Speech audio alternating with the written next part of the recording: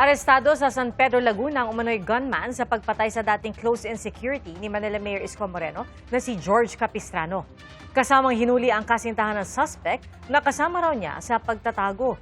Tinukoy rin siya bilang gunman ng isa pang suspect na naunang sumuko sa mga otoridad. Iniharap kanina ng alkalde sa publiko ang magkasintahan. Aminado ang gunman sa krimen. Ginawa raw nilang target ang biktima dahil sa suot nitong alahas. Hindi raw nila alam na dating pulis ang biktima at itinanggi rin ng suspect na siya ang utak ng krimen. Naaresto ang suspect sa bisa ng standing warrant para sa kasong robbery na inilabas ng isang korte sa Baguio City. Ayon sa pulisya, may na-recover na baril mula sa suspect ng maaresto. Mga kapuso, maging una sa saksi. Mag-subscribe sa GMA Integrated News sa YouTube para sa iba't ibang balita.